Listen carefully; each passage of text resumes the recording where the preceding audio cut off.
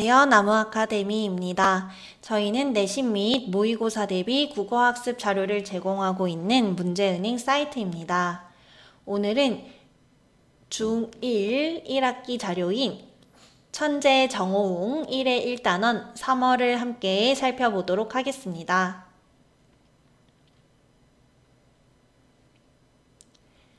지문을 함께 보도록 할게요.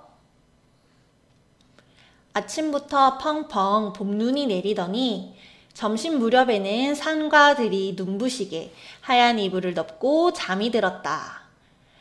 아침부터 펑펑 눈이 내렸대요, 여러분. 펑펑을 일부러 띄었었죠. 선생님 맞춤법이 틀린 거 아닌가요? 라고 물어보는 친구들이 있을 텐데요. 시 같은 경우도 예술이잖아요. 그렇기 때문에 시적 허용으로 맞춤법이 틀려도, 띄어쓰기가 틀려도 괜찮습니다. 펑이라는 글자를 2번 반복해서 리듬감, 운율을 형성하고 있고요. 지금 해당 저희가 같이 읽은 부분을 통해서 봄, 계절적 배경이 봄이지만 눈이 내리는 약간 추운 상황임을 짐작해 볼 수가 있겠네요. 초봄인가 봐요. 그쵸? 또한 산과 들이 하얀 이불을 덮고 잠이 들었대요. 그런데 산과 들은 이불을 덮고 잠을 잘 수 있는 존재들인가요? 아니죠. 사람같이 표현을 했어요. 우리 이런 것들을 의인법이라고 하는데요. 우리 중학교 친구들 의인법은 너무너무 중요합니다. 개념을 꼭 확인해 주세요. 사람이 아닌 것을 마치 사람처럼 표현하는 것을 의인법이라고 해요. 여기서는 산과 들의 의인법이 사용되었죠.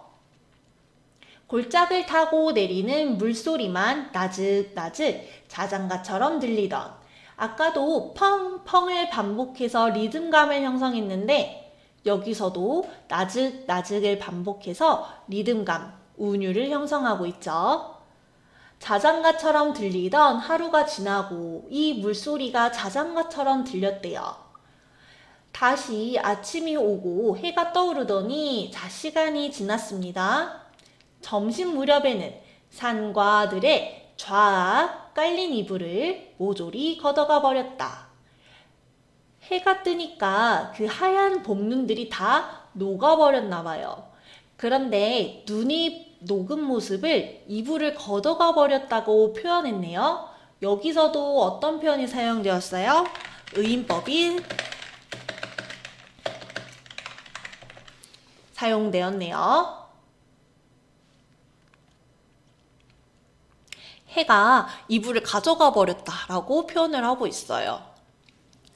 이불이 걷힌 그 자리에는 잠자리에서 뛰어나온 아이들처럼 파란 싹들이 왁자지껄 일어나 있다. 이제 봄의 풍경이 본격적으로 제시가 됐네요. 눈이 녹으니까 파란 새싹들이 하나둘씩 올라왔나 봐요.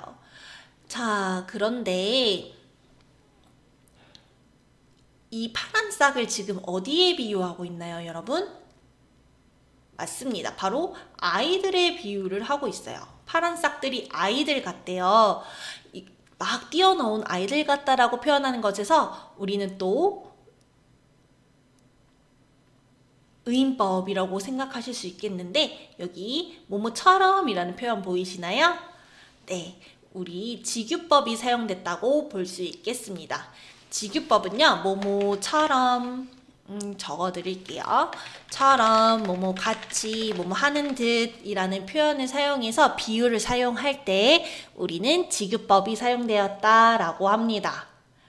그렇다면 작품에 대한 핵심 정리로 한 번 더 정리를 하고 가겠습니다.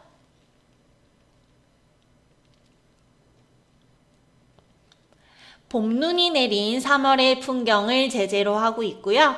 이른 봄 풍경, 초봄의 아름다운 풍경을 주제로 하고 있습니다. 아침이었다가 점심으로 넘어갔었던 거 기억하시나요? 우리 이런 것을 시간의 흐름에 따라 시상을 전개했다라고 합니다.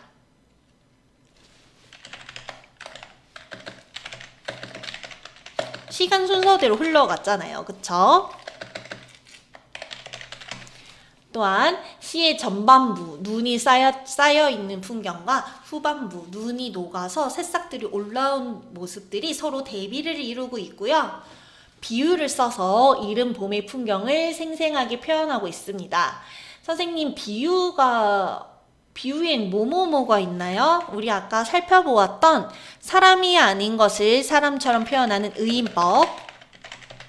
그 다음에 A는 B다. 내 마음은 호수요. 내 얼굴은 사과라고 표현하는 은유법. 마지막으로 좀 전에 작품 분석에서 설명드렸던 뭐뭐 같이, 뭐뭐처럼, 뭐뭐 하는 듯과 같은 단어를 사용해가지고 표현하는 직유법이 우리 비유라고 합니다. 이러한 비유를 써서 이른 봄의 풍경을 생생하게 표현하고 있었죠. 같은 말에 반복되는 단어 사용, 펑펑 혹은 나증나증 이런 것들을 확인할 수 있었고, 비슷한 시구를 반복해서 운율, 리듬감을 형성하고 있었습니다.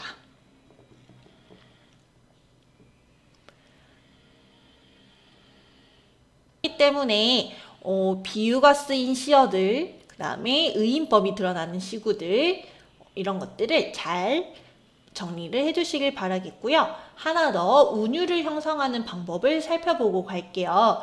여러분, 운율이 뭐냐면요, 시를 읽었을 때 느껴지는 리듬감을 운율이라고 설명드렸어요.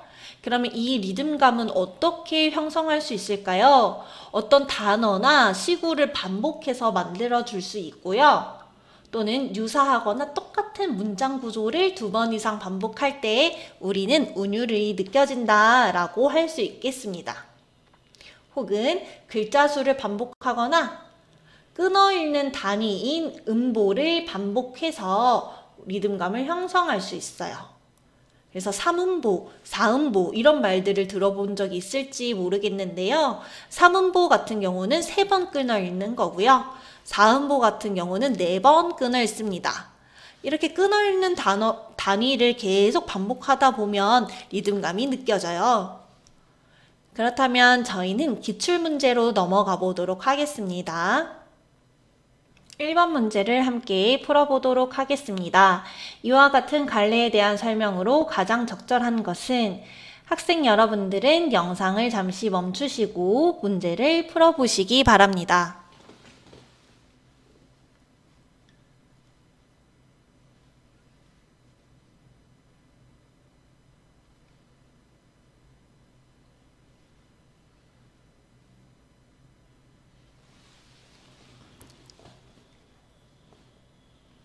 정답은 4번입니다.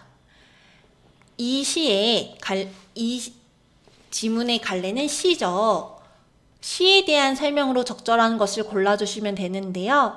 운율이 있는 언어, 그 다음에 리듬감을 느낄 수 있는 글을 우리는 시라고 합니다. 나머지 선지도 살펴보도록 할게요.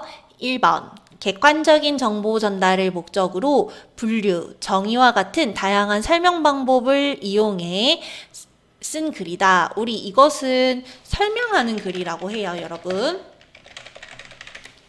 2번. 연극으로 공연하기 위해 쓰인 글로 대사와 지시문을 포함하고 있다. 나중에 다 배우게 되실 텐데요. 우리 이런 글을 희곡이라고 한다는 거 알아두세요. 적어둡시다. 3번. 인물이 일으키는 갈등을 중심으로 사건이 전개되며 발단, 전개, 위기, 절정, 결말의 구성으로 이루어진 글이다. 소설이죠. 5번. 글쓴이의 경험과 체험을 바탕으로 형식 없이 자유롭게 쓴 글로 글쓴이의 개성이 담겨 있다. 자, 처음 들어보신 분들도 많을 것 같은데, 우리 이러한 갈래를 수필이라고 해요. 내가 일상생활에서 진짜 경험한 것들을 가지고 와서 그에 대한 깨달음을 전달하는 글입니다. 6번 문제를 풀어보도록 하겠습니다. 작품의 내용에 대한 설명으로 적절한 것은,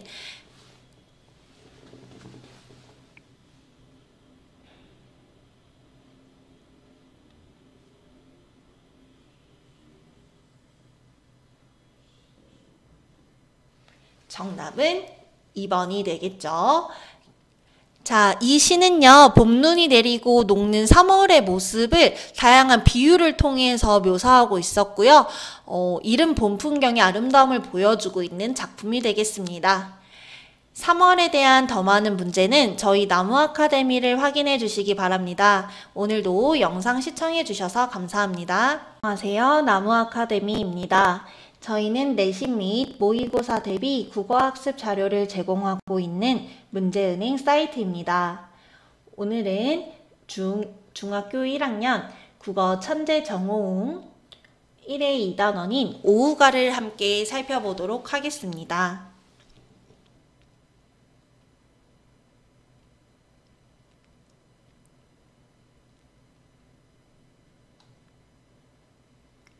일수부터 보도록 할게요. 내 벗이 몇이나 하니 수석과 송죽이라. 자, 누군가 내 벗이 몇이냐고 물었을 때 자기는 수석이랑 송죽이라고 말을 할 것이래요. 스스로 묻고 스스로 답하고 있다. 그쵸? 그 다음에 이 수석과 송죽은 자연물에 해당됩니다. 그런데 이 자연물을 벗이라고 표현하죠. 벗은 친구라는 의미인데요. 자연을 자신의 친구라고 표현하는 것에서 우리는 비유법 중 하나인 의인법을 확인해 볼 수가 있겠습니다. 그만큼 자연이 너무나 좋다라는 거죠. 동산에 달이 오르니 그더욱 반갑고야. 달이 뜨니까 너무나 반갑다 라고 자신의 정서를 드러내고 있고요. 두어라. 이 5밖에 또 더하여 무엇하리. 내 친구는 이 5명만 있으면 충분하다 라고 이야기하는 거죠. 하지만 여기서 말하는 이 5이 사람이었나요, 여러분? 아니죠. 한번 같이 짚어볼까요? 이 화자의 5 친구들, 수, 물 말하는 거죠. 그 다음에 석, 소나무 송, 대나무 주, 그 다음에 달, 이 5명.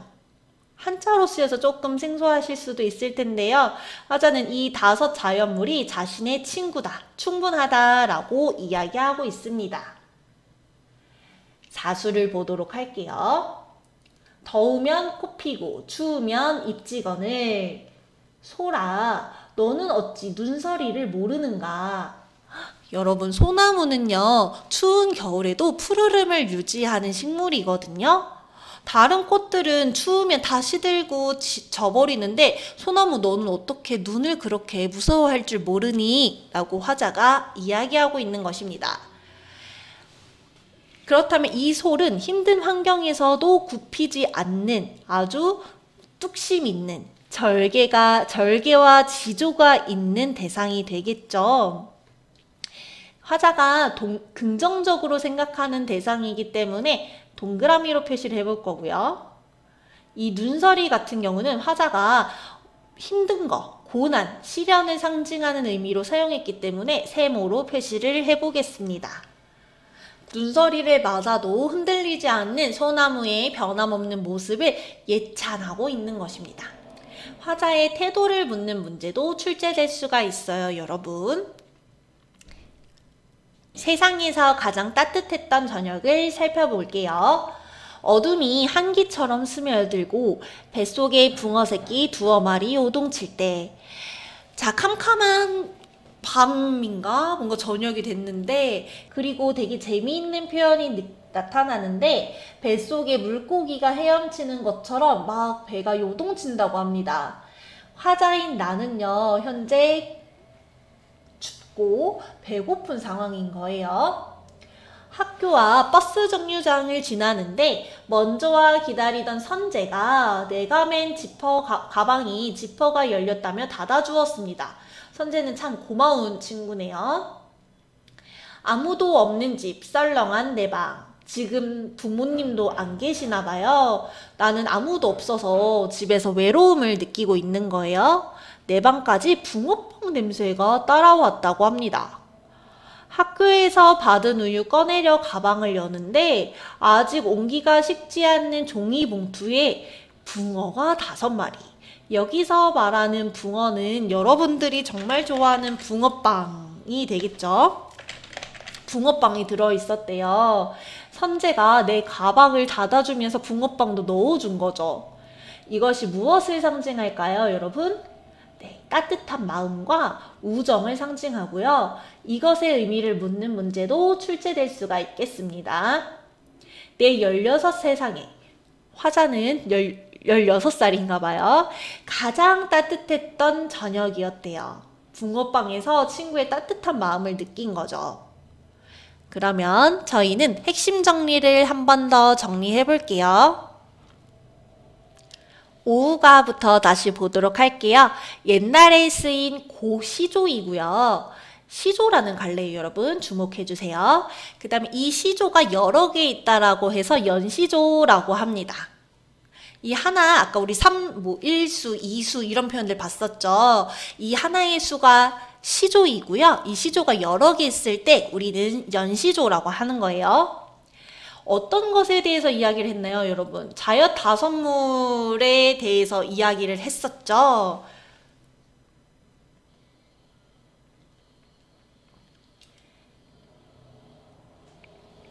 시조의 특징을 함께 살펴보도록 하겠습니다. 자, 네벗이 몇이나 하니 수석이나 송죽이라. 이 부분을 초장이라고 하고요. 동산에 달 오르니 그더욱 밤 같고야. 이것을 중장이라고 합니다. 두어라 이 5밖에 또 더하여 무엇하리. 이 부분은 종장에 해당되기 때문에 총 3개의 장이라고 해서 3장이라고 하는 거예요, 여러분.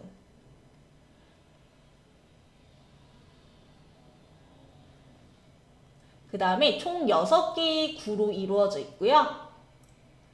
시 전체를 봤을 때 한 45자로 이루어져 있기 때문에 우리는 이 시조의 특징을 3장 6구 45자 정형시다라고 하는 것입니다.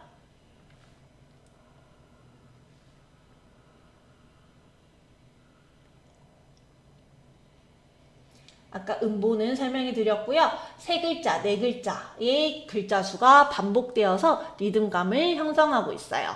이런 형식에 따라서 평시조, 어시조, 사설시조, 연시조로 구분할 수 있고요. 우리가 공부했었던 오후가는 시조가 여러 개 있다라고 해서 연시조라고 했었죠.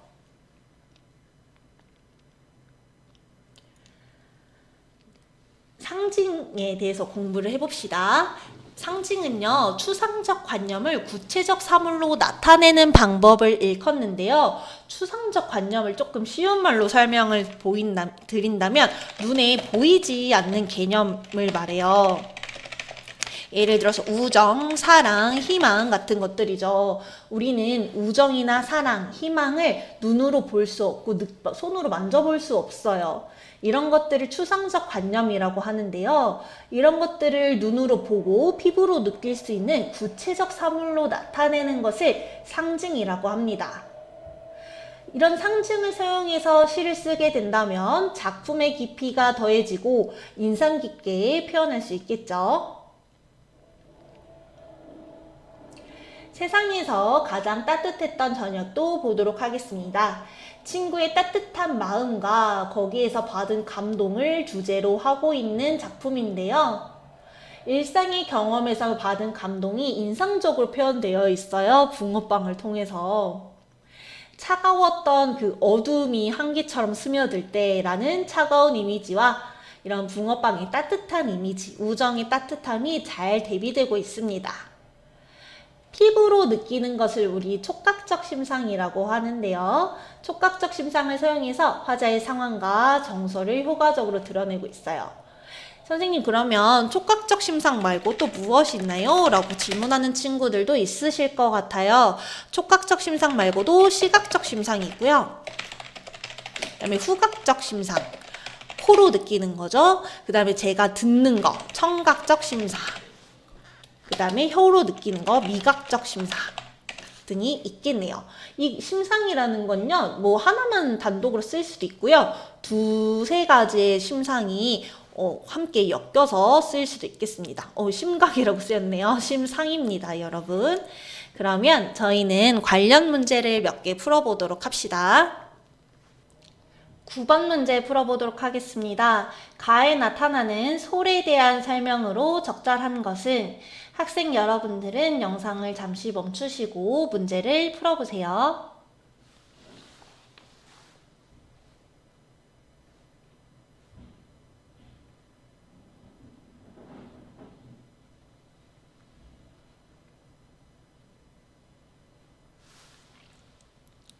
정답은 3번이 되겠습니다. 눈서리, 우리 아까 세모로 표시했던 거 생각나시나요? 눈서리에도 잎이 지지 않는 특성을 제시하면서 고난과 시련을 극복하는 솔의 지조와 절개를 예찬하고 있었어요. 문제를 하나 더 풀어보도록 하겠습니다. 18번, 나에 대한 설명으로 적절한 것은 학생 여러분들은 영상을 잠시 멈추시고 문제를 한 번 더 풀어보세요.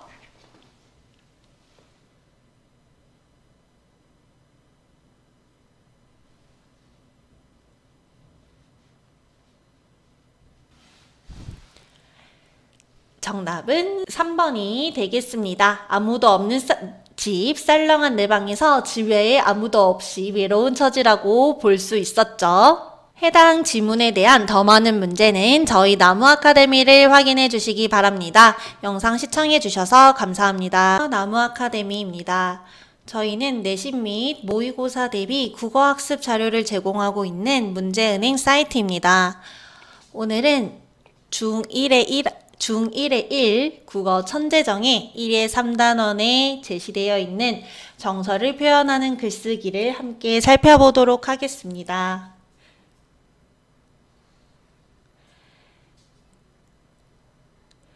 해당 단원에는 2개의 지문이 제시되어 있는데요. 두 지문의 갈래는 무엇인가요? 네, 바로 수필이죠. 수필의 특징을 함께 알아봅시다. 여러분, 수필은 가상의 이야기, 허구로 지어낸 이야기인가요? 아니죠. 수필은 자신이 경험한 일, 자신의 경험 혹은 사건 등을 제시하고요. 이로 인해 본인이 느낀 교훈이나 느낀 점 혹은 감동 등을 전달하는 글의 갈래입니다. 시조나 어떤 다른 갈래들처럼 형식이 정해져 있고요. 자유롭게 본인의 느낀 점을 서술할 수 있다는 것이 특징입니다. 여름비와 방석에서는요, 자신을 도와준 친구에 대한 고마움과 그 친구에게 받은 긍정적인 영향을 주제로 하고 있습니다. 여름비를 보고 떠오른 과거의 경험을 담고 있죠. 친구에게 도움을 받았던 글쓴이의 경험과 그때 느꼈던 감정이 구체적이고 솔직하게 드러나고 있습니다. 여러분, 이러한 수필, 경험을 바탕으로 자신의 정서를 진솔하게 표현하는 글을 쓰면 어떠한 점이 좋을까요? 글을 쓰면서 자신의 삶을 돌아보게 되겠죠. 우리 이런 것을 성찰이라고 하는데요. 자신의 삶을 성찰하고 건강한 자아를 형성할 수 있는 계기가 됩니다. 이러한 글을 읽은 독자들은요, 나도 비슷한 경험이 있었는데 하는 경험과 정서를 공유하거나 공감할 수 있을 거고요. 감동과 즐거움을 느낄 수 있을 것입니다. 글쓴이와 독자 모두 정신적으로 건강해지고 성숙해질 수 있는 계기가 되겠죠. 수필의 특징은 여러분 너무나 중요하기 때문에 반드시 암기해 주시길 부탁드리겠습니다. 함께 살펴볼까요? 앞서서 간략하게만 설명을 드렸는데요. 먼저 형식이 자유로운 글이라고 알려드렸었어요. 일정한 형식이 정해져 있지 않습니다. 우리 앞단원에서 공부했었던 오후가 같은 경우는 3장 6구 45조 이런 형식이 정해져 있었어요. 하지만 수필은 이러한 형식이 없습니다. 그렇기 때문에 여러분들이 쓰시는 일기, 편지, 감상문 같은 것들도 전부 수필로 분류가 돼요. 두 번째 특징은 개성적인 글이라는 것입니다. 글쓴이가 자신이 겪은 일, 사건, 이런 느낌 등을 거짓없이 진솔하게 쓰는 글이기 때문에 독자들은 글을 읽으면 글쓴이의 성격과 감정, 가치관 등을 알 수 있겠죠. 또한 제재가 매우 다양한 글입니다. 수필의 또 다른 특징인데요. 꼭 특별한 경험일 필요가 없어요. 일상생활 속에서 느끼거나 생각한 모든 것을 소재로 삼을 수가 있습니다. 또한 여러분들도 수필을 쓰실 수가 있어요. 교과서에 제시되어 있는 여름비와 방석이 학생이 쓴 글인 것처럼 작가가 아니어도 전문 지식이 없어도 누구나 자신의 경험과 그에 대한 생각을 바탕으로 해서 글을 쓸 수 있습니다. 시각장애 소년들과의 만남을 제재로 했었던 부딪히면서 배워요도 수필에 해당이 되고요. 시각장애 소년의 말에서 깨달은 글쓴이의 삶의 태도를 주제로 하고 있습니다. 그렇다면 지문을 하나씩 살펴보도록 하겠습니다. 여러분들은 교과서의 내용을 전부 다 읽어보셨을 텐데요. 글쓴이 나는요, 여름비만 보면 과거가 생각난다 했었습니다. 그러면서 초등학교 5학년 때 있었던 일을 떠올리게 되죠. 학교에 방석을 들고 가는 것을 깜빡했어요. 꼬리뼈가 다쳐서 방석이 매일 필요한 상황이었는데 말이죠. 학교에서 중요한 시험을 보는 날이라 조퇴도 하지 않았습니다. 그랬더니 윤서가 걱정을 해주죠. 나는 괜찮은 척 했지만 참을 수가 없었어요. 설상가상 비도 내리기 시작했고요. 엄마에게 부탁을 했습니다. 그래서 어머니가 방석을 학교 보안관실에 맡겨두었는데 꼬리뼈가 아픈 나는 이걸 가지러 갈 엄두가 안 난 거예요. 비도 막 내리기도 하고요. 그런데 누가 도와주었나요? 바로 친구인 윤서죠. 윤서가 빗속을 뚫고 달려가서 나의 방석을 대신 가져다 준 거예요. 그리고 나는 고마워 라고 부끄러움을 이기고 말합니다. 되게 소심한 성격임을 알 수 있겠네요. 자, 윤서는 이런 걸로 또 생색도 내지 않기 때문에 더 멋있어 보였습니다. 윤서 때문에 글쓴이인 나는 어떤 한 가지 교훈을 얻게 되는데요. 중학교에 올라와서 만난 친구들은 나에게 너는 참 마음이 따뜻한 것 같아 라고 말한다. 힘들어할 때 도와주고 고민 상담도 잘해준다고. 친구들 말처럼 나는 힘들어하는 사람이 있으면 도와주고 고민하는 사람이 있으면 그 고민에 공감하며 진지하게 들어주려고 노력합니다. 그리고 이럴 때면 항상 상쾌한 뿌듯함을 느낍니다. 나의 이런 점은 2년 전 나를 도와준 윤서 덕분이라고 생각한대요. 윤서 때문에 다른 친구들, 힘들어하는 친구들이 있으면 도와주게 됐다라는 거죠. 자, 그 다음에 두 번째 질문을 보도록 할게요. 글쓴이인 나는요, 메일을 통해서 시각장애 소년들을 만나게 됩니다.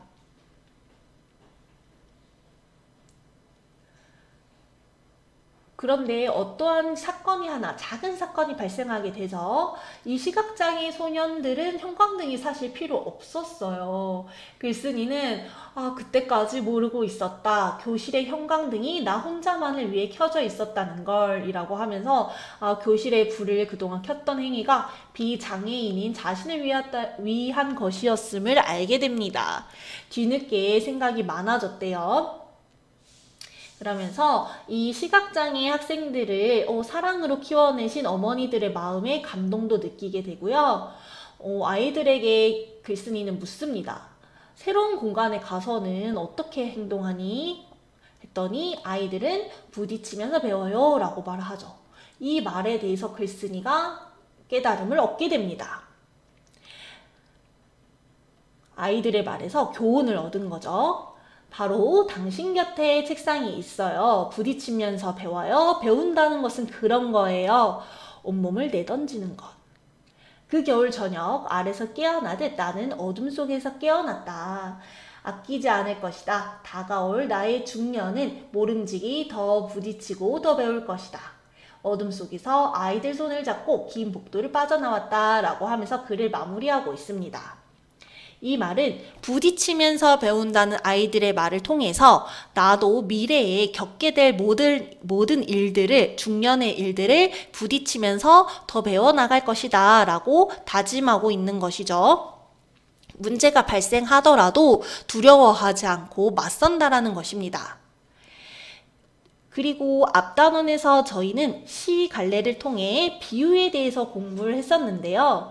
여러분 뭐뭐 하듯 이라는 표현이 쓰였네요. 비유 중에 어떤 표현법에 해당되나요? 바로 직유법입니다. 직유법은요, 뭐뭐 같이, 뭐뭐처럼, 뭐뭐 하는 듯을 통해서 원관념과 보조관념을 표현합니다. 그렇다면 저희는 기출문제를 풀어보도록 할게요. 3번 문제를 풀어보도록 하겠습니다. 기억에 들어갈 사자성어로 알맞은 것은, 학생 여러분들은 영상을 잠시 멈추시고 문제를 풀어보세요.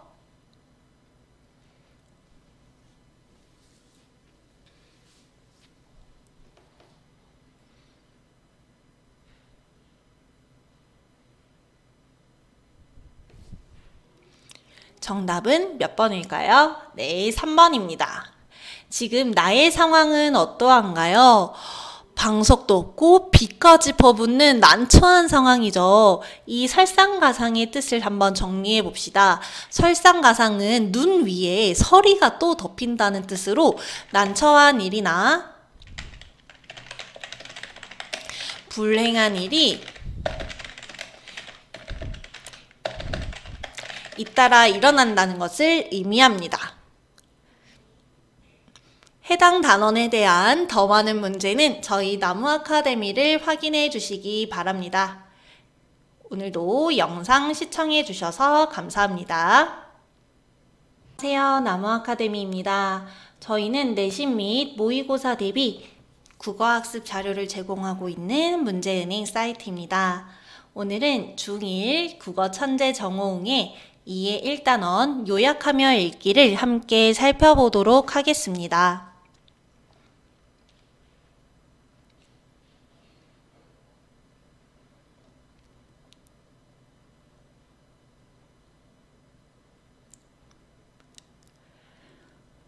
요약하기의 개념과 효과를 먼저 살펴볼게요. 요약하기란 무엇일까요?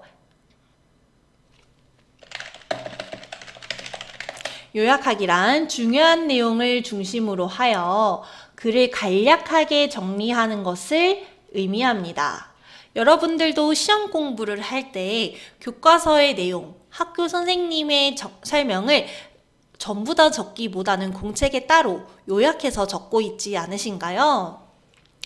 이렇게 요약하기를 한다면 글의 내용을 정확하게 이해하는 데 도움을 주고요. 내용을 체계적으로 기억하는 데도 도움을 줍니다. 또한 글의 구조를 조금 더 잘 파악할 수 있겠죠. 그렇다면 요약하기의 방법도 한번 살펴볼까요? 요약하기의 방법은 총 4가지가 제시되어 있는데 첫 번째는 선택입니다. 중심 내용이 분명하게 드러나는 문장을 고르는 것이고요. 삭제는 덜 중요하거나 반복되는 내용을 삭제하는 것입니다. 선택이 중요할 것 같은데요. 사실 불필요한 내용을 선별해서 삭제하는 것도 굉장히 중요해요. 세부 정보를 나타내는 단어가 여러 개라면 그 단어들을 포괄하는 상위 개념으로 묶는 것은 일반화라고 하고요. 만약에 중심 문장이 뚜렷하게 나타나 있지 않는다면 문단에서 다루고 있는 주요 내용을 바탕으로 하여 아예 중심 문장을 새롭게 만들 수도 있습니다. 이를 재구성이라고 하죠. 그렇다면 저희는 오랜 세월 보물을 지킨 장경판전 설명문을 함께 살펴보도록 하겠습니다.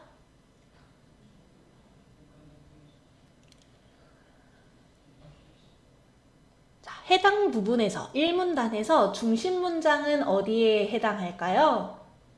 바로 여기 있습니다. 장경판전의 이모저모를 살펴 오랜 시간 팔만대장경 경판을 잘 보존할 수 있었던 비결을 알아보자가 되는데요. 이 문장을 통해서 앞으로 팔만대장 경판을 어떻게 보존했는지에 대해서 이야기를 하겠구나를 짐작해 볼 수 있겠죠. 이런 질문을 통해서 글을 전개하고 있다는 것도 꼭 챙겨주시길 바랍니다. 자, 그렇다면 팔만대장경판이 잘 보존될 수 있었던 첫 번째 비결은요. 장경판전을 바람이 잘 통하는 높은 곳에 지어 환기가 잘 되게 하였다는 것입니다. 그 다음으로는요. 습기를 해결하기 위해 장경판전을 서남향으로 지은 것입니다. 그런데 이 문단의 같은 경우는요. 앞서 봤던 문단과는 다르게 중심 문장이 뚜렷하게 제시되고 있지 않아요. 재구성을 이용해서 요약을 해야 하는데요.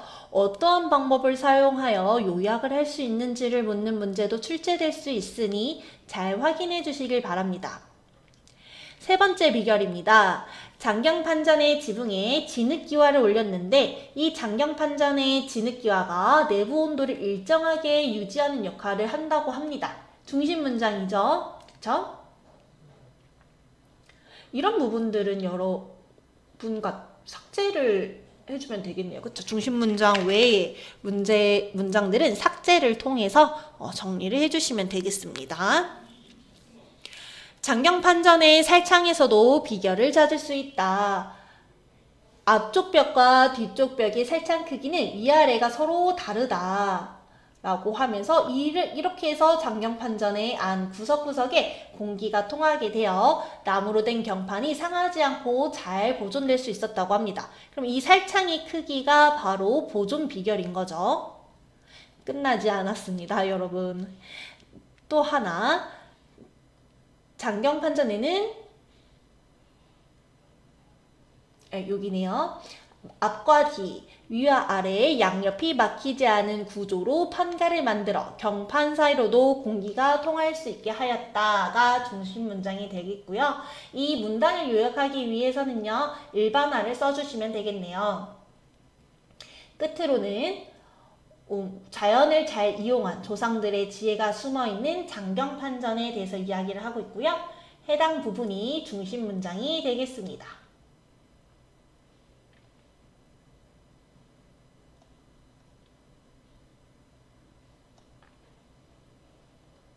다소 길게 느껴지는 친구분들도 계실 텐데요. 그럼 친구분들을 위해서 내용을 구조화해서 보여드리도록 하겠습니다. 첫 번째, 1문단에서는요. 팔만대장경판이 온전하게 보존되었다. 이 장경판전의 비결은 무엇일까라고 하고 있고요. 중간에서는요. 장경판전에서 팔만대장경판이 잘 보존될 수 있었던 비결에 대해서 이야기를 하고 있습니다. 끝으로는 자연을 잘 이용한 조상들의 지혜가 숨어있다를 이야기하고 있었죠. 그런데 여러분, 중간에서 2에서 6문단을 묶은 거 눈에 보이세요? 서로 관련이 있는 문단끼리 묶은 것이죠. 이것도 요약하는 방법 중 하나가 되겠습니다. 그렇다면 저희는 관련 문제를 몇 개 풀어보도록 할게요. 1번입니다. 윗글의 주제로 적절한 것은? 학생분들은 영상을 잠시 멈추시고 문제를 풀어보시기 바랍니다.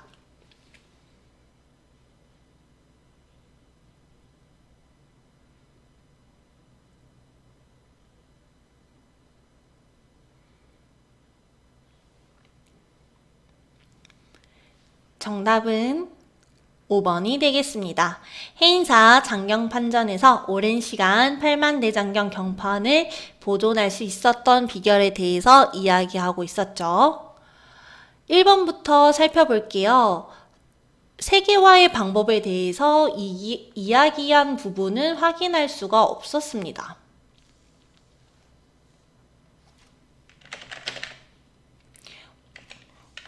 오답 해설을 설명해 드리고 있는데 이런 경우에는 왜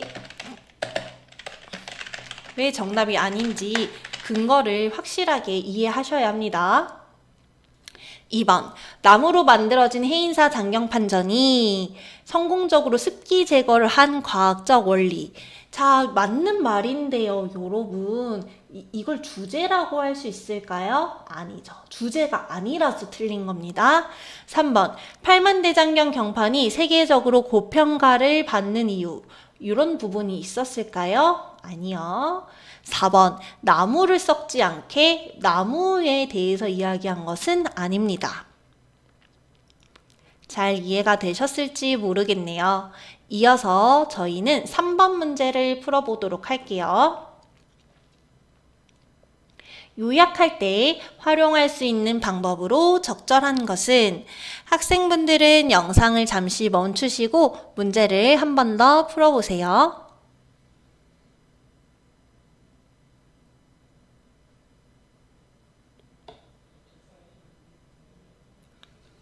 네, 정답은 2번이 되겠습니다. 문단 내에 해당 문단의 중심 문장이 있다면 그 문장을 선택해야 했죠. 그러면 나머지 선지도 한번 살펴볼까요? 1번, 반복되는 내용이 있으면, 반복되는 내용이라도 중요하다고 느껴지면 반복해서 요약한다. 이런 경우는 어떻게 해야 될까요? 반복되는 내용은 삭제해야 합니다. 그쵸? 3번, 중요한 내용을 더 이해하기 쉽도록 예시를 모두 포함하여 요약한다. 자, 구체적 예시는 포함하지 않는 것이 좋습니다. 4번, 하위 요소들을 포괄하는 상위 개념으로 적힌 말이 있다면 하위 요소들로 풀어서 요약한다. B 아니죠, 여러분. 반대로 적혀졌네요. 상위 개념으로 묶어야 한다라고 설명을 드렸었습니다. 5번, 중심 문장이 뚜렷하게 나타나 있지 않을 때는 해당 문단을 삭제합니까? 아니죠. 중심 문장이 뚜렷하게 나타나 있지 않을 경우에는요, 주요 내용을 바탕으로 문장을 새롭게 재구성하라 했습니다. 오답에 대한 설명이 잘 이해가 되셨을지 모르겠네요. 해당 단원에 대한 더 많은 문제는 저희 나무 아카데미를 참고해 주시기 바랍니다. 오늘도 영상 시청해 주셔서 감사합니다. 안녕하세요. 나무 아카데미입니다. 저희는 내신 및 모의고사 대비 국어학습 자료를 제공하고 있는 문제은행 사이트입니다. 오늘은 중1 국어 천재 정호웅의 2의 2단원에 제시된 정보를 전달하는 글쓰기를 함께 살펴보도록 할게요. 지수는 어떠한 글을 쓰려고 했나요, 여러분? 자신의 블로그에 치킨에 관련된 글을 쓰려고 했습니다. 우리나라 치킨의 역사를 주제로 한 글을 쓰려고 했고요. 이것을 소개하는 것을 목적으로 삼았었죠. 자신의 블로그에 올리는 것이니 예상 독자는 당연히 블로그 방문자 등이 되겠죠. 여러분들은 블로그를 사용해 보신 적이 있을지 모르겠지만 블로그의 특징이 몇 가지 있습니다. 일단 사진 활용할 수 있죠. 그 다음에 영상도 첨부할 수 있어요. 도표도 넣을 수 있고요. 링크도 첨부할 수가 있어요. 또 하나, 댓글을 달 수 있는 것도 특징이죠. 댓글을 통해서 서로 의견을 공유하고 의사소통할 수 있습니다. 이런 사진과 도표 이런 것들을 활용한다면 독자 입장에서는 이해가 조금 더 잘 되겠죠. 그 다음에 지수가 정보를 전달하는 글을 쓴 과정도 살펴볼 건데요. 여러분 이 과정을 정확하게 암기를 해주셔야 되는데 순서를 외우는 것뿐만 아니라 각 과정에서 어떠한 일이 발생하고 어떠한 내용이 포함되어 있는지를 확인해 두셔야 합니다. 첫 번째 단계는 계획하기입니다. 글의 주제, 목적, 예상 독자, 글을 실을 매체를 정해야 하고요. 이 세부 사항들을 꼭꼭 암기해 주세요. 두 번째로는 정보 수집하기 단계입니다. 다양한 매체에서 자료를 찾아 정보를 수집한다.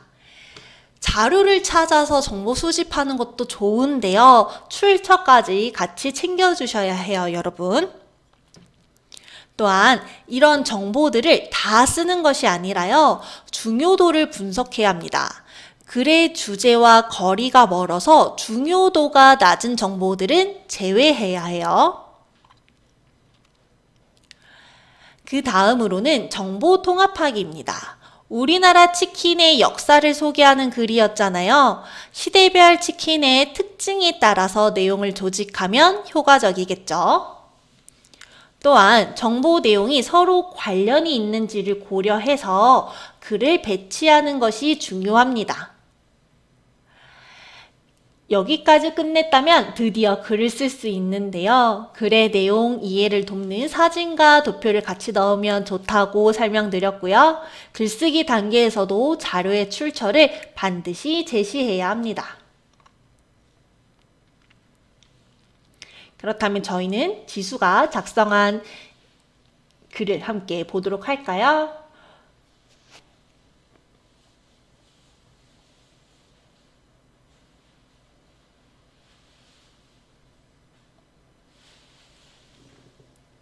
앞에 계획하기 단계에서 지수가 고민한 내용들이 제시되고 있고요.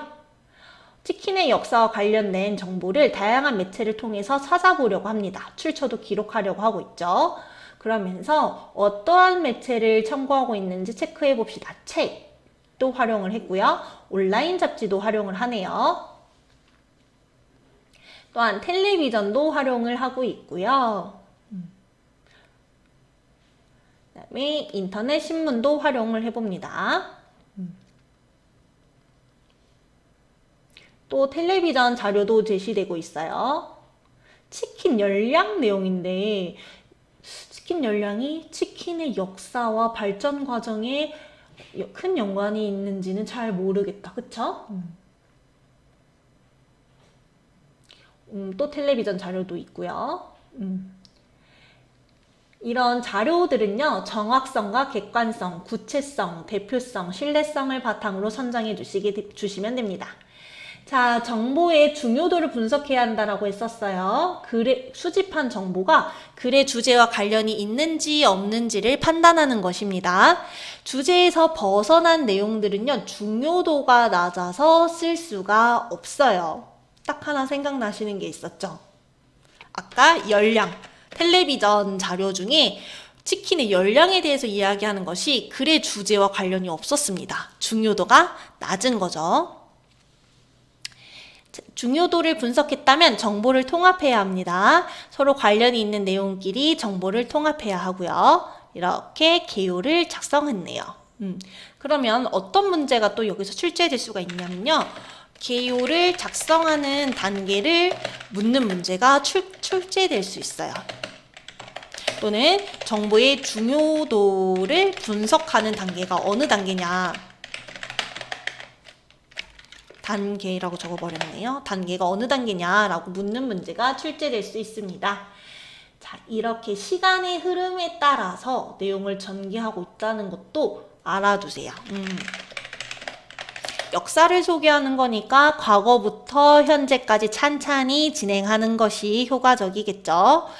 자, 이제 정보를 글로 표현합니다. 질문 등을 사용해서 읽는 이의 흥미와 관심도 유발하는 것을 사용할 수 있겠고요. 또 하나의 특징은 소제목을 붙여서 소개할 내용을 간략하게 제시하고 있습니다. 소제목의 효과 또는 사진의 효과를 묻는 문제도 제시할 수가 있겠네요. 매체에서 수집한 정보를 잘 활용하고 있네요. 도표도 도표도 활용을 했고요.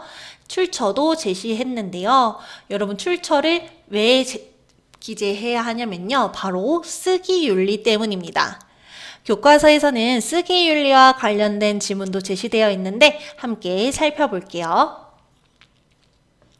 찬이는 책을 읽고 독후감을 제출하라는 숙제를 받았는데 너무 늦게 읽기 시작해서 제 날짜에 낼 수 없게 되었다. 찬이는 어떻게 할까 고민하다가 다른 사람들이 쓴 독후감을 인터넷에서 찾았고 이것을 자기가 직접 쓴 것처럼 꾸며 선생님께 제출했다고 합니다. 잘못된 행동이죠. 남의 글을 통째로 베껴 자신이 쓴 글인 양 속이는 사람이 많다고 합니다.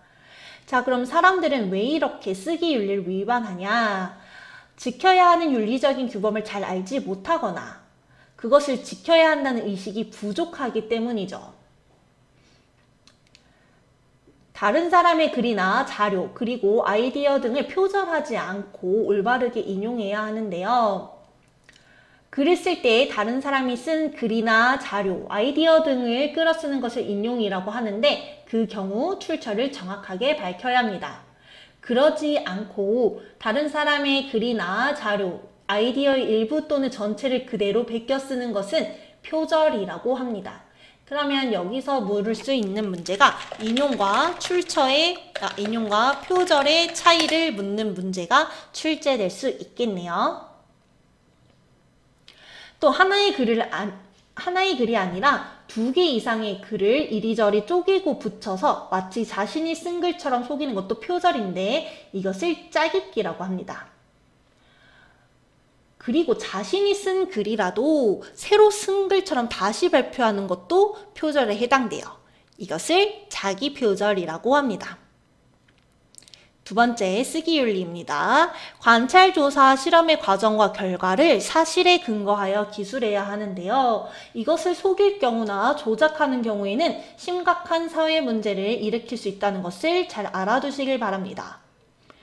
세 번째 쓰기윤리로는 고의로 허위 내용을 퍼뜨리지 말아야 하고 남을 욕하거나 비방하지 말아야 한다는 것입니다. 인터넷에서 특히 이런 세 번째 규범을 지키지 않는 글이 많이 보이죠. 글을 잘 쓰는 것도 중요하지만 쓰기 윤리를 지켜서 쓰는 것도 중요하다고 당부하고 있어요. 그러면 우리는 기출문제를 풀어보도록 합시다.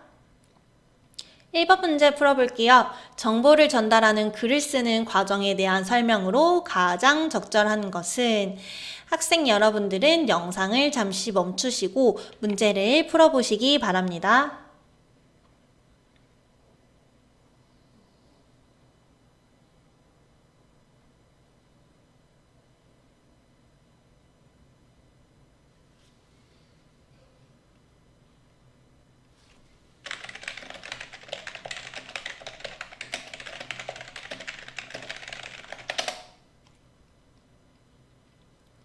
제가 아까 글을 쓰는 과정의 순서뿐만 아니라 그 과정의 내용들을 각각 알아두시면 좋을 것 같다고 말씀드렸어요.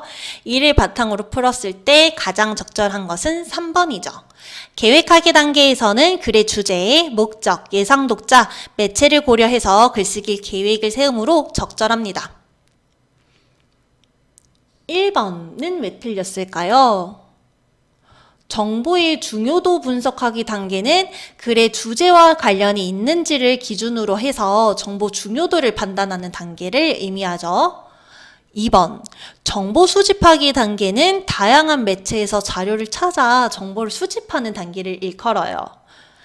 4번, 정보를 전달하는 글쓰기 단계는 초고를 작성하는 단계이고요. 5번, 정보 통합하기 단계의 경우에는 주제를 기준으로 정보를 수집하는 단계가 아니라 정보 간의 관련성을 고려하여 배치하는 단계가 되겠습니다. 해당 단원에 대한 더 많은 문제는 저희 나무아카데미를 확인해 주시기 바랍니다. 감사합니다. 안녕하세요. 나무아카데미입니다. 저희는 내신 및 모의고사 대비 국어학습 자료를 제공하고 있는 문제은행 사이트입니다. 오늘은 중1 1학기 국어 천재정 3회 1단원인 품사의 종류와 특성을 공부해 보도록 하겠습니다.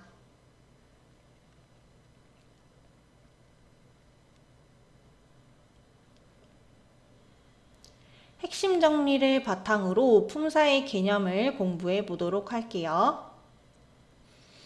품사의 분류 기준은 여러분 크게 총 3가지가 있습니다. 첫 번째는 형태입니다. 단어가 활용을 하는지, 만일 특정한 단어가 활용을 하는 경우에는 어떠한 방식으로 활용하는가를 뜻합니다. 단어가 문장 안에서 형태를 바꿀 때 뭐라고 불리는지를 아시나요? 이런 경우는 가변어라고 지칭하고요. 형태가 변하지 않는 단어들은 불변어라고 지칭합니다. 두 번째 기준은 기능입니다. 특정한 단어가 문장 속에서 주어, 서술어, 보어, 목적어, 부사어, 관용어, 독립어 등의 문장 성분으로 쓰이는 것을 뜻하죠. 세 번째 기준은 의미입니다. 가장 기본적인 기준으로서 단어가 나타내는 형식적인 의미를 뜻하고요. 이 세 가지 기준에 따라서 우리말의 단어들의 품사를 분류해 볼 수 있습니다. 본격적으로 하나씩 살펴보도록 할게요. 체언입니다. 몸체자를 쓴 단어인데요. 이 체언이라는 단어는요, 문장의 몸통처럼 가장 중심이 되는 단어라고 생각을 해주시면 암기하기가 조금 편하실 것 같습니다. 이 체언에는 삼총사가 있는데요. 명사, 대명사, 수사를 묶어서 체언이라고 합니다. 그 중에 명사는요, 사람이나 사물 등의 이름을 나타내는 단어를 명사라고 하고요. 우리 일상 속에서 많이 찾아볼 수 있죠. 나무, 가방 이런 단어들을 전부 명사라고 합니다. 두 번째로 대명사입니다. 대명사는 사람이나 사물 등의 이름을 대신하여 나타내는 단어로 예시를 들어보자면 그 혹은 그녀, 우리와 같은 표현이 대명사가 될 수 있겠습니다. 세 번째는 수사입니다. 사람이나 사물 등의 수량이나 순서를 나타내는 단어를 수사라고 하는데요. 여기서 수량을 나타내는 수사를 양수사라고 하고요. 순서를 나타내는 수사를 서수사라고 합니다. 이 체언는요, 문장에서 보통 주어나 목적어 기능을 하고요. 형태가 변하지 않는 불변어에 해당합니다. 관형어라는 어구의 꾸밈을 받습니다.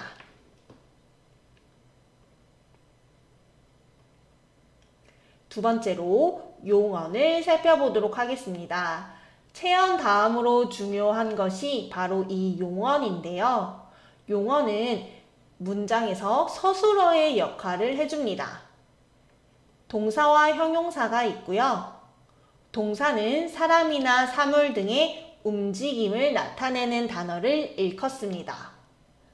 예를 한번 들어볼까요? 달리다, 먹다. 움직임을 나타내는 단어들이죠. 모두 동사에 해당됩니다. 사람이나 사물 등의 상태나 성질을 나타내는 단어를 형용사라고 하는데 동사와 형용사를 구분할 수 있어야 해요, 여러분.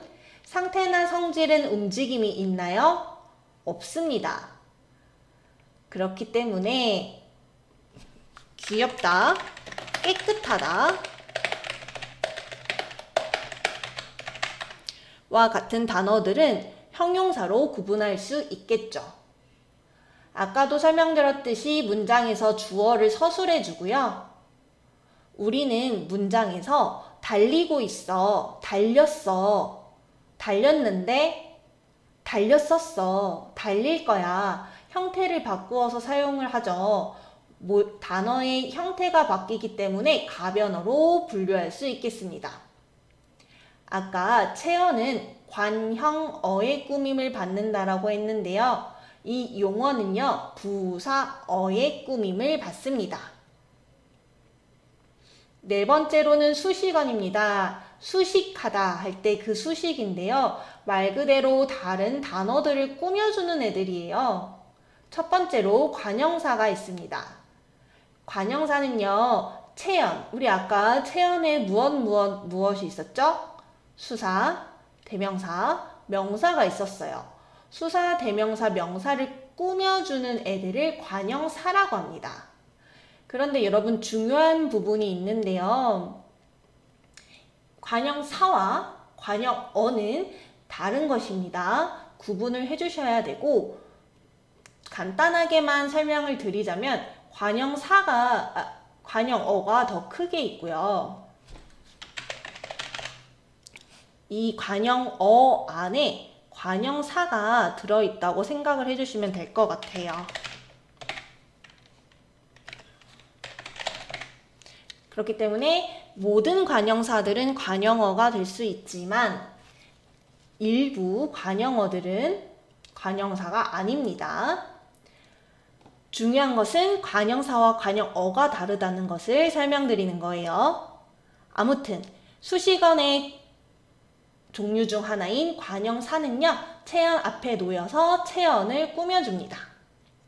두 번째, 부사를 보도록 하겠습니다. 부사는요, 용언 앞에 놓여서 용언을 꾸며주는데 우리 아까 용언엔 무엇과 무엇이 있었죠? 동사와 형용사가 있었어요. 그렇기 때문에 이 관형사와 부사를 구별하는 문제가 출제될 수 있겠습니다. 관형사와 부사는 수식어이기 때문에 다른 단어를 꾸며주고요. 형태가 변하지 않는 불변어에 해당합니다. 다음으로 관계언을 보도록 할게요. 관계언에는 조사가 있습니다. 주로 체언 뒤에 붙어서 다른 말과의 문법적 관계를 나타내거나 간혹가다 특별한 뜻, 묘한 뉘앙스를 더해주는 단어를 조사라고 합니다. 서술격 조사에는 이다라는 애가 있는데요. 우리 이다는 이고, 이어서 등으로 활용을 하죠. 이 이다를 제외하고는 나머지 모든 조사들은 형태가 변하지 않는 불변어입니다. 보통 체언 뒤에 붙어 쓰지만요, 가끔가다 용언이나 부사에 붙기도 하고요. 단어 뒤에 붙어서 단어를 주어 혹은 목적어 등으로 만들어주는 것을 격조사, 특별한 뜻을 더해주는 단어를 보조사라고 합니다. 격조사에 대해서 자세히 설명을 더 드리자면 단어 뒤에 붙어서 해당 단어가 문장에서 주어 역할을 하게끔 하는 것을 주격조사라고 하고요. 목적어 역할을 하게끔 하는 조사를 목적격 조사라고 하겠죠. 부사격 조사도 있고요. 보조사에는 어떤 것들이 있을지 살펴봅시다. 특별한 뜻을 더해준다고 했는데요. 엄마가 너 밥 먹었어? 라고 했을 때 네, 밥만 먹었어요 라고 말을 하면 무언가 진짜 딱 밥만 먹는 느낌이 들잖아요. 이런 묘한 뉘앙스, 특별한 뜻을 더해주는 것을 보조사라고 합니다. 도, 분, 만, 부터 등이 보조사에 해당이 됩니다. 마지막으로 감탄사를 보도록 할게요. 감탄사는 느낌, 부름, 대답 등을 나타내는 단어고요. 문장에서 다른 말들에 얽매이지 않고 혼자 독립적으로 쓰이며 불변어입니다. 다른 단어들과는 다르게 절대 조사와 결합하지 않아요. 1번 문제를 함께 풀어보도록 하겠습니다. 보기에 기억에 들어갈 적절한 단어는 학생분들은 영상을 잠시 멈추시고 문제를 스스로 풀어보세요.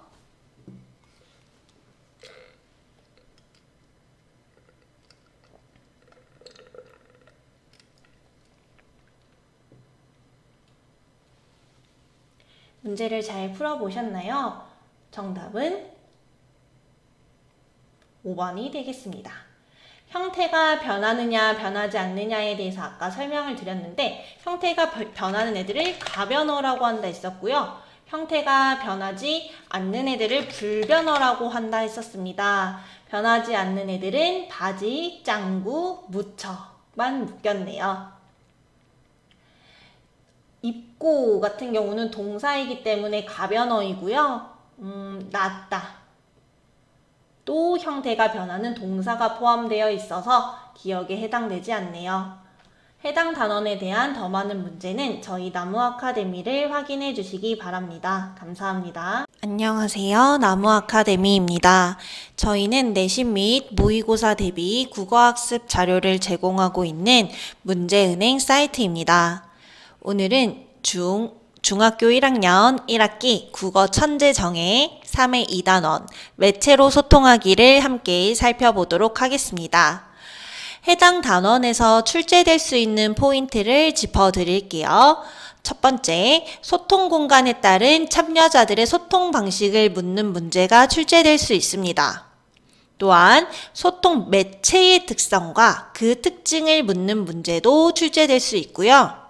적절하지 않은 소통 방식을 찾고 그 문제점을 묻는 문제도 출제될 수가 있겠습니다. 그러면 우리 본격적으로 지문을 한번 살펴볼까요? 지금부터 두 가지 매체와 그 매체에 실린 글을 살펴볼 건데요. 각 매체의 특성과 차이점을 함께 비교해 봅시다. 해당 매체의 특징은 무엇인가요?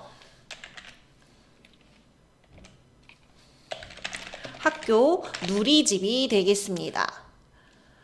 시우라는 학생이요. 애니메이션 박물관 견학 참가자 모집이라는 제목으로 한 게시물을 올렸네요. 참가 신청서 양식, 보호자 동의서 양식과 같은 첨부 파일도 확인할 수가 있겠네요. 관련된 정보가 제시되어 있고요. 바랍니다 라는 예의 바른 공손한 표현도 사용을 했네요. 아래에는 댓글을 확인할 수가 있겠습니다.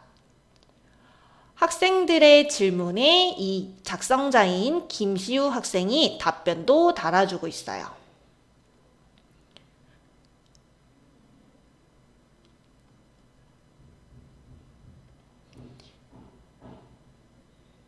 댓글로 질문과 답변을 주고받으며 양방향으로 소통한다는 것이 특징이고요.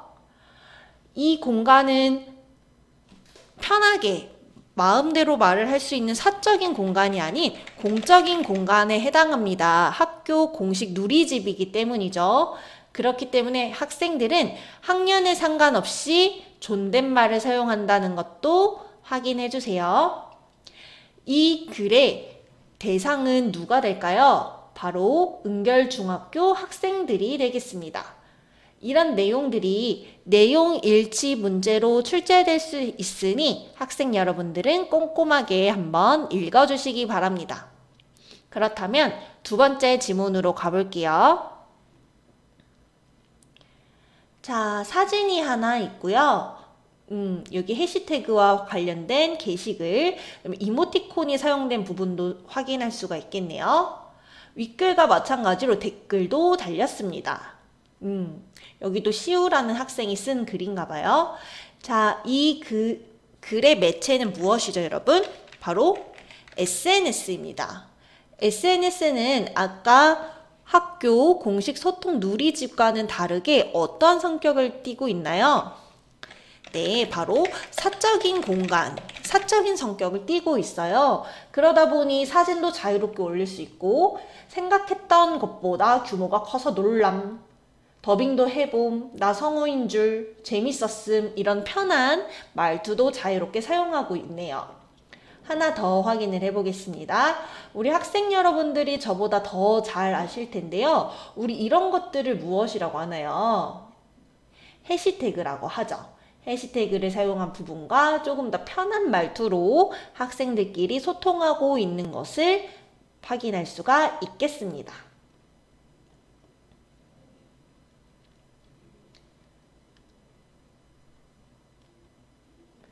왼쪽의 대화와 오른쪽의 대화를 한번 비교해 보겠습니다. 왼쪽의 대화는 애니메이션 박물관 견학 신청자들의 단체 대화방이에요. 시우가 말을 하죠. 견학과 관련한 정보를 대화하기 위해 대화방을 만들었습니다. 시우의 말투가 어떤가요, 여러분? 네, 공손하고 예의를 지키는 말투를 사용했네요.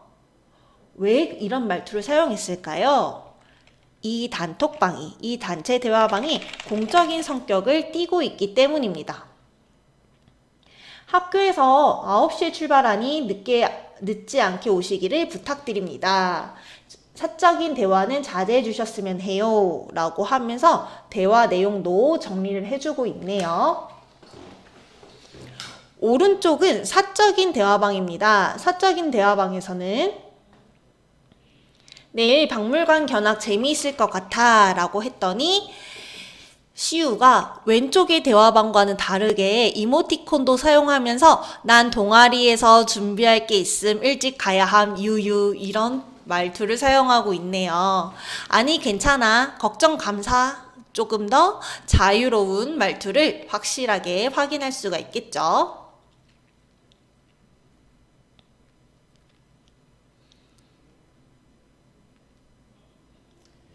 한 걸음 더 지문도 함께 살펴볼게요. 대답으로 감탄사 네를 쓰는데요. 네로 했을 경우와 예로 했을 경우 차이가 있나요? 여러분, 네와 예는 감탄사죠? 이 둘은 쓰임새의 차이가 있나요? 없습니다. 모두 의미가 같아요. 동의어이므로 쓰임새의 차이가 없어요. 또 하나 질문이 들어옵니다. 크다는 동사인가요? 형용사인가요? 라고 했더니 크다는 형용사로 쓰이기도 하고 동사로 쓰이기도 하는 용언이라고 설명을 해주네요. 자, 키가 크다, 가구가 크다 같은 경우는 어떤 대상의 상태나 성질을 설명할 때 쓰이는 단어죠. 이런 경우는 형용사에 해당됩니다. 그런데 명절에 삼촌이 나에게 너 저번에 설날에 봤을 때보다 키가 컸다라고 말할 경우 몸의 길이가 자란 거잖아요. 이렇게 사용된 크다는 동사에 해당이 됩니다. 동사는 사람이나 사물 등의 움직임을 나타내는 품사이죠. 세 번째는 형용사는 명령의 뜻으로 쓰일 수 없다고 알고 있습니다. 그런데 착해져라, 예뻐져라와 같은 표현은 어색하지 않아요. 이것은 맞는 표현인가요? 라고 묻습니다. 그랬더니 잘 알고 있다. 형용사에는 명령형 어미가 붙지 않는다. 착하다, 예쁘다가 착해지다, 예뻐지다가 되면 동사적인 의미로 바뀌게 되기 때문에 괜찮다고 합니다.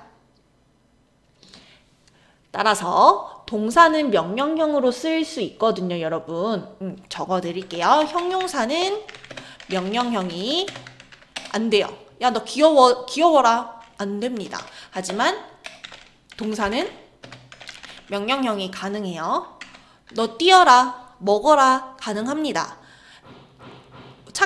착하다와 예쁘다도 형용사이기 때문에 원래 명령형이 안 되지만 뒤에 지다라는 단어가 와서 어지다의 구성으로 쓰이면 동사적인 의미로 바뀌기 때문에 동사는 명령형이 된다 했죠? 착해져라, 예뻐져라 같은 명령형은 괜찮다고 한다는 것입니다.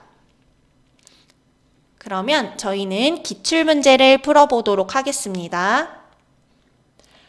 여러분들의 원활한 문제풀이를 위해 화면 배치를 조금 바꿔봤는데 잘 보이실지 모르겠네요.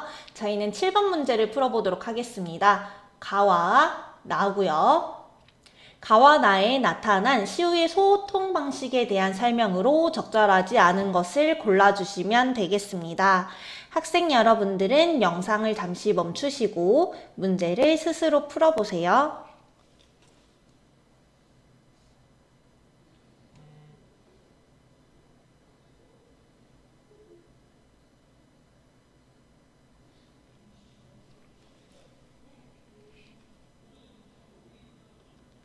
문제를 잘 풀어보셨나요?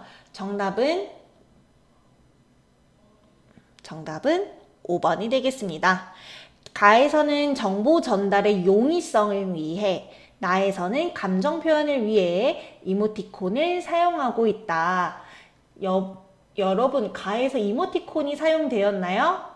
사용되지 않았습니다. 아까 가는 공적인 공간이라고 설명을 드렸어요.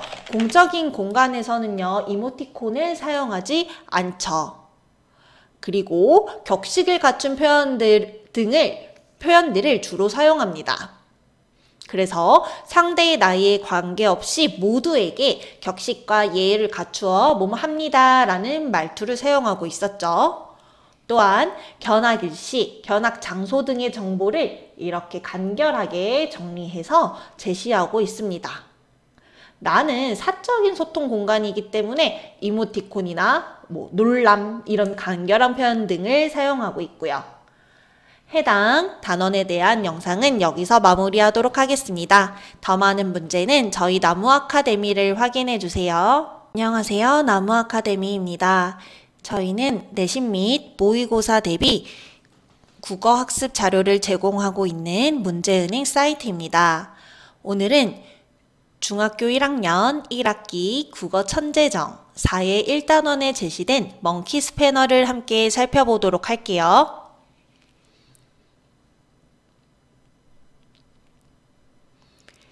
작품 분석에 들어가기 앞서 핵심 정리를 함께 살펴보도록 하겠습니다. 이 글의 갈래는 여러분 소설이죠.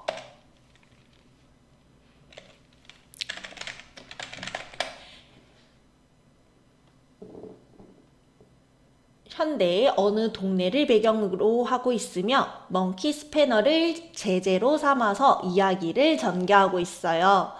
문제 상황을 스스로 해결한 경험과 이를 통한 성장을 주제로 하고 있는 작품입니다. 일상에서 경험할 수 있는 일을 다루어 흥미를 유발하고 공감을 불러일으키는 것이 특징인데요. 여러분 같은 경우도 부모님이나 선생님이 없어서 도움을 요청할 수 없었던 경험이 한 번쯤은 있으셨을 것 같아요. 그런 점에서 이런 특징을 이해해 보면 좋을 것 같습니다. 주인공이 생각하는 바가 구체적으로 드러나요. 왜냐하면 주인공이 자신의 이야기를 들려주기 때문이죠. 우리 이런 것을 1인칭 주인공 시점이라고 합니다.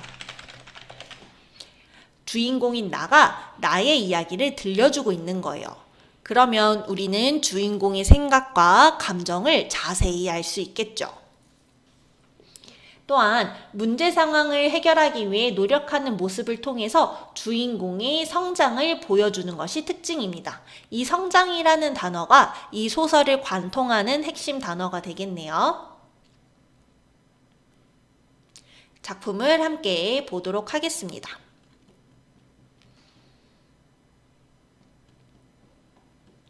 엄마 없이 일주일 동안 지낼 수 있게 됐습니다. 그리고 대신 나는 동생을 이제 챙겨줘야 하는 상황에 있긴 했죠. 나는요, 동생을 잘 보는 언니였나요? 네, 맞습니다. 나는 철이 일찍 들었고 또래에 비해서 되게 성숙한 생각을 가지고 있고 동생을 잘 챙겨주는 아주 멋진 언니였어요. 하나 가스 불 못 켜게 하고 칼 못 만지게 하고 유리컵도 주지 말고 라고 하면서 엄마가 당부를 하십니다. 그저께 화장실 전등불이 근데 나갔대요. 엄마가 없는 줄 어떻게 알고 도움을 줄 수 있는 사람이 없는 줄 어떻게 알고 그날 밤 귀신같이 불이 나갔다고 합니다. 그렇기 때문에 이 두 자매는 고칠 방도가 없어서 화장실 문을 반쯤 열어두고 볼일을 보고 있었대요. 나는 동생이 귀찮기는 해서 동생의 부름에 자는 척을 하지만 한 번 더 길게 들여 부르니까 또 일어나서 가줍니다. 동생이 그런데 문제를 제기하죠. 물이 안 내려가 라고 이야기를 해요. 자기가 나는 이런 문제를 해결해 보려고 하지만 물이 조금도 내려가지 않습니다. 불이 안 들어오는 화장실에 물이 안 내려가는 세면대라니 문제 상황이 연이어서 발생하고 있어요. 여기 이 부분과 관련된 사자성어에는 뭐 설상가상 정도가 있겠네요. 운 나쁜 일들, 안 좋은 일들이 연달아 일어난다는 의미입니다. 일단 저녁밥을 먹기로 했다. 냉장고에서 감자조림과 시금치 무침을 꺼내고 달걀을 2개 부쳤다. 반찬 아껴 먹어야 한다고 잔소리를 할까 하다가 말았다. 지금은 그보다 더 중요한 문제가 있다. 여기서 말하는 중요한 문제라는 건 세면대가 막힌 문제가 되겠죠. 자, 하나의 머리카락, 여동생의 머리카락이 쏟아지자 고무줄을 가져와 동그랗게 말아 묶어 주었어요. 동생을 잘 챙기는 나의 면모가 드러난다. 그쵸?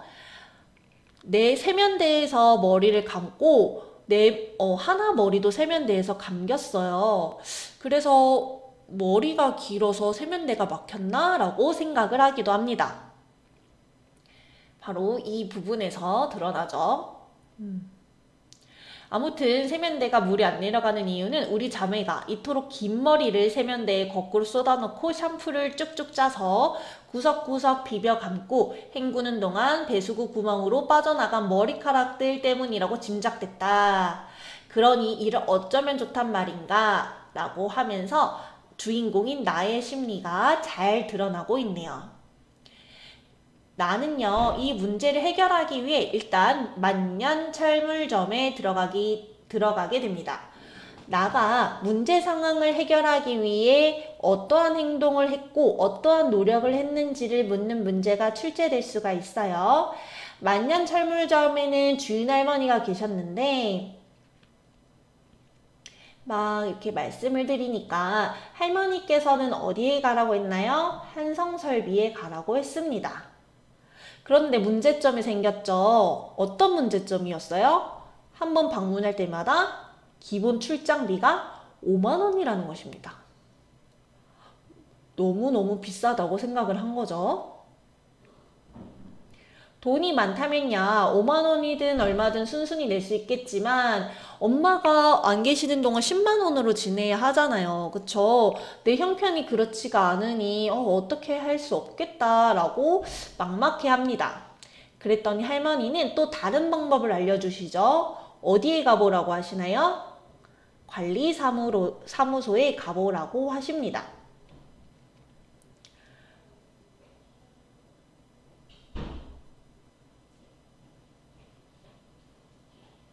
그래서 말을 잘 해야 되겠다라고 생각을 하고 가여운 척을 하면서 저희 집에 뭔가 고장이 났다. 세면대가 물이 안 내려간다 라고 이야기를 하죠.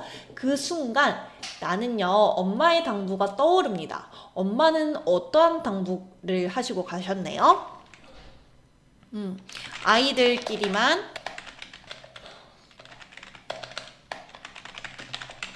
있다는 사실을 비밀로 해라. 남에게 말하지 말거라 라고 어머니는 당부를 하셨었죠. 그게 딱 이 순간에 생각이 난 거예요. 아저씨가 물어보죠. 왜 집에 어른 안 계셔? 왜 학생이 왔어? 라고 물어봅니다. 말 잘 듣는 엄마의 당부를 어길 수 없기 때문에 다음에 엄마랑 올게요 하고 돌아갑니다. 외숙모가 전화를 했습니다. 하나 데리고 와서 집에 와서 저녁을 먹으라고 했대요. 자, 외숙모께 가보니 외숙모가 배가 불러 있었대요. 만삭이신가 봐요. 밥 차려 먹기 귀찮아서 온 건데 갑자기 미안한 마음이 들었대요. 나는 정말 착하고 어른스러운 학생이다. 그쵸? 집에 별일 없니? 외숙모가 물으셨는데 여동생은 날 쳐다보죠. 집에 문제가 불도 나갔고 세면대도 막혔었잖아요. 그런데 나는 만삭인 외숙모가 걱정하실까봐 고개를 내젓고 아무 일 없다고 이야기를 합니다. 정말 성숙하죠, 그쵸? 자, 나와 하나는 그 다음으로 자전거 가게를 찾아갑니다.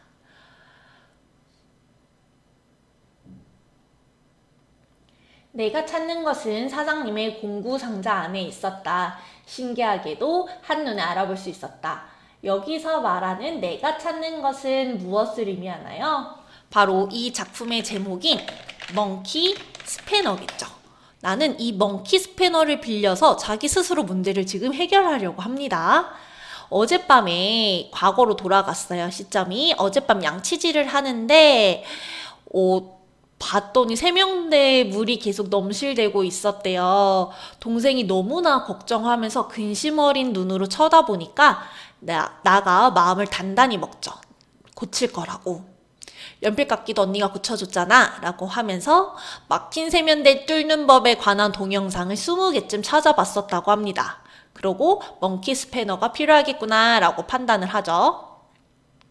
자, 다시 현재로 돌아와서 사장님은 어디에 쓰려고 하는지 물었고요. 빌려주시게 되었습니다. 자, 동영상을 5번쯤 돌려봤대요. 나는 되게 꼼꼼한 성격을 가지고 있는 인물이네요. 그리고 이 먼키 스패너를 활용해서 배수관을 이제 손을 댑니다. 이 머리카락을 다 건져 올렸고요. 동생도 옆에 와서 도와주었죠. 불도 계속 켜주고요. 별것도 아니네 라고 하면서 나는 이 문제들을 스스로 해결하고 뿌듯함을 느낍니다.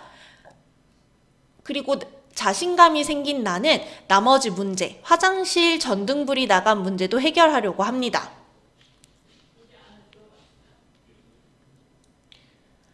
자, 문제를 모두 해결한 나는 하나 목욕을 시키고요. 마음의 여유도 생기게 됩니다. 그리고 엄마는 하나에게 유리컵을 주지 말라고 했지만 동생과 같이 문제를 해결한 나는 동생도 이런 유리컵이라는 맛과 멋을 누릴 자격이 있다라고 생각을 합니다. 그리고 내어주죠.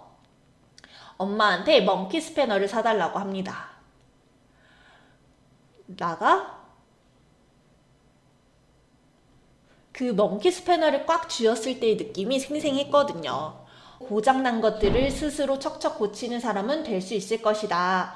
뭔가 미래에 대한 자신감과 용기가 생겼나 봐요. 우리는 엄마 없는 5번째 밤을 보내고 모든 것이 제자리로 돌아와 있었다고 하네요. 잘했어, 김한경. 나는 눈을 감은 채 혼자 웃었다. 내가 스스로 문제를 해결했기 때문에 뿌듯한 거죠. 2번 문제를 함께 풀어보도록 하겠습니다. 학생 여러분들은 영상을 잠시 멈추시고 문제를 스스로 풀어보세요.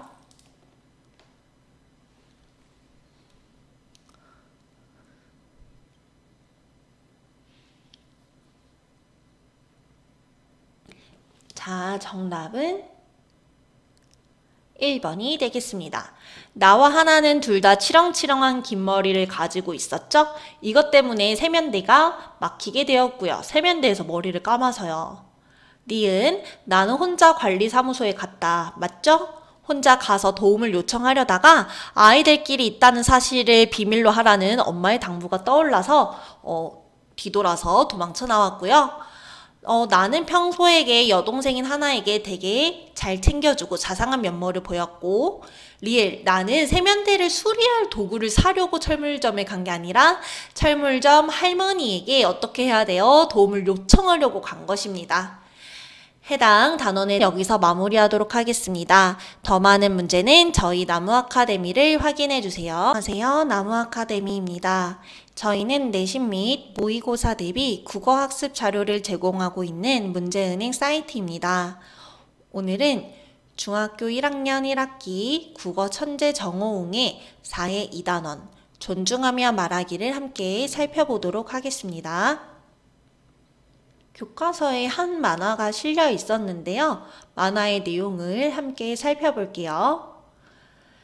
하유리, 도윤이, 지우, 서준이는 함께 춤 영상을 찍기로 했었죠. 그런데 춤 영상을 찍는 도중에 도윤이가 자꾸 동작을 반복해서 틀리게 됩니다. 친구들의 반응은 짜증난 표정을 짓게 되죠. 서준이는 화를 내기 시작해요. 너 연습 안 했냐? 왜 자꾸 틀려? 생각 좀 하면서 추라고 라고 말하고 있는데 여러분 이 말은 적절한 말하기일까요? 아니죠. 도윤이가 사과를 했음에도 불구하고 서준이와 지우는 비난하고 짜증을 내고 있어요. 우리 이런 표현 등을 단순히 친구들끼리 싸운다, 단순한 다툼이다라고 정의 내릴 게 아니라 언어폭력으로 정의해야 합니다. 친구들 사이에도 언어폭력이 일어날 수가 있거든요. 하유리가 중재를 하게 되죠.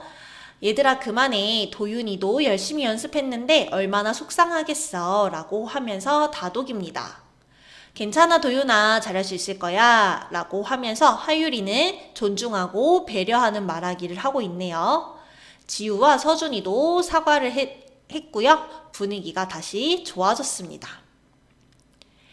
그 다음 지문을 보도록 할게요. 어떤 배우의 사회관계망 서비스. 여러분들 SNS라고 많이 하죠. 인스타그램 같은 매체들을 가리키는 건데요. 사진과 해시태그, 그 다음에 댓글, 양방향 소통을 확인해 볼 수가 있겠습니다.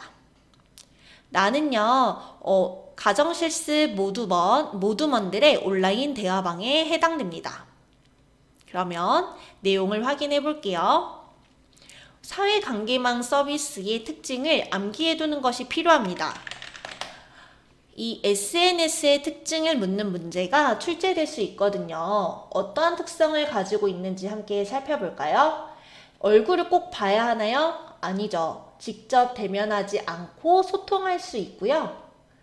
자신의 이름을 숨길 수 있는 익명성이 보장되는 경우가 많습니다. 이런 글이나 내용의 정보가 퍼지는 속도는 매우 빠르고요. 누군가가 의견을 제시하면 그에 쉽게 동조하는 현상이 보이기도 한데요. 실제로 어떤 게시글의 첫 댓글이 선플일 경우, 좋은 내용일 경우 밑에 달리는 댓글들도 다 선플일 확률이 높고, 첫 댓글이 악플일 경우에 이어지는 댓글도 악플인 경향이 있다고 합니다. 그리고 이런 해시태그 사용도 확인해 볼 수가 있고요.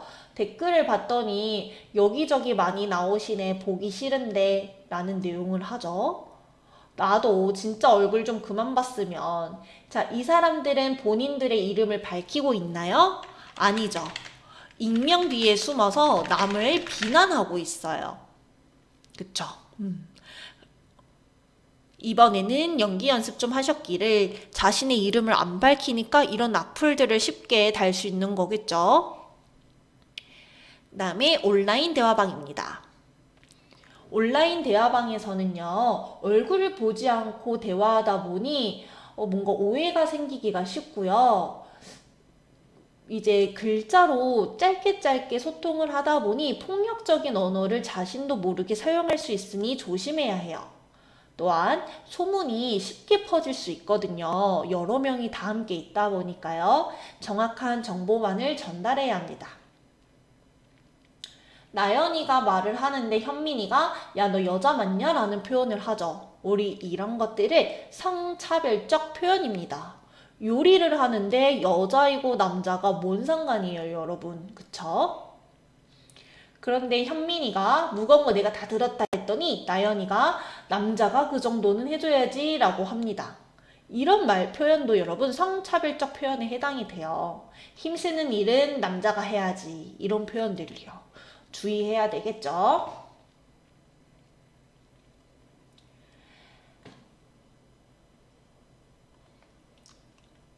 자, 진행자가 물어봅니다. 다음 중 차별 표현이라고 보기 어려운 것은 1번 반팔티, 2번 반바지, 3번 벙어리 장갑, 4번 결정장애. 자, 다 많이 쓰는 표현이잖아요. 유일하게 차별 표현이 아닌 것은 2번이고요. 여러분 1번, 3번, 4번은 차별 표현에 해당이 됩니다.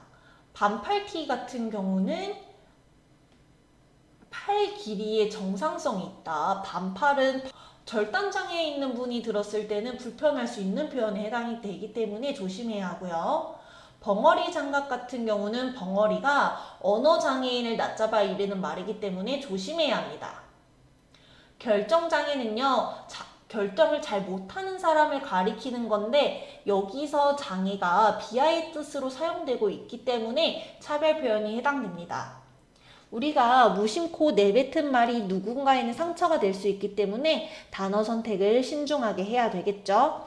그러면 저희는 기출문제를 풀어보도록 하겠습니다. 기출문제를 풀어보도록 하겠습니다. 8번 풀어볼게요. 가와 나와 같은 디지털 소통 공간의 특성으로 적절하지 않은 것을 골라주시면 되겠습니다. 학생분들은 영상을 잠시 멈추시고 문제를 풀어보세요.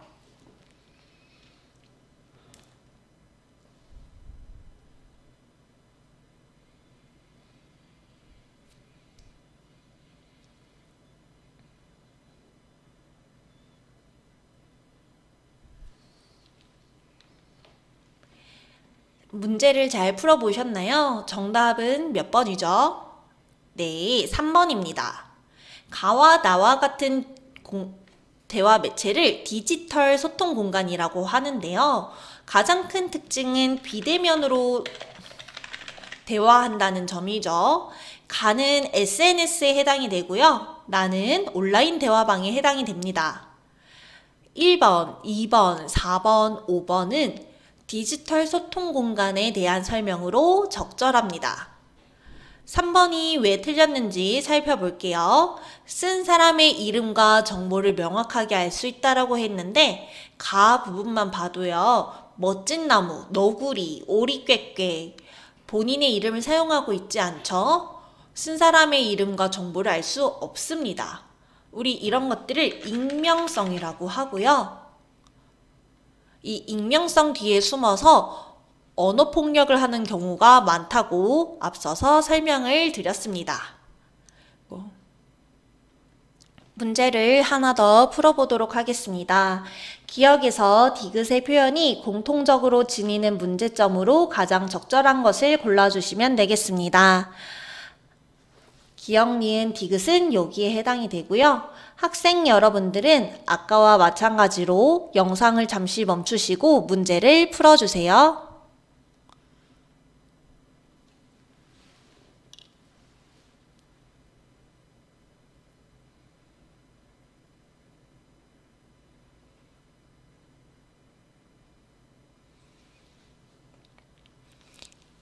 정답은 2번이 되겠습니다. 여자 맞냐? 남자가 그 정도는 해야지. 힘쓰는 일은 남자가 해야지. 모두 성별에 대한 차별적인 인식이 담긴 말이죠. 사실과 거짓을 명확하게 파악하지 못한다는 말은 아니고요. 두 친구 모두 모호하게 표현하지도 않았습니다. 두 친구 모두 성차별적인 언어를 사용하고 있기 때문에 상대방을 존중한다는 설명도 적절하지 않고요. 상대방이 누군지 모르고 있는 상태도 아니죠. 11번 문제를 한 번 더 풀어보도록 하겠습니다. 디지털 소통 공간에서 바람직한 언어 생활을 하기 위한 태도로 적절하지 않은 것을 골라주시면 되세요. 학생 여러분들은 아까처럼 영상을 잠시 멈추시고 문제를 풀어보시기 바랍니다.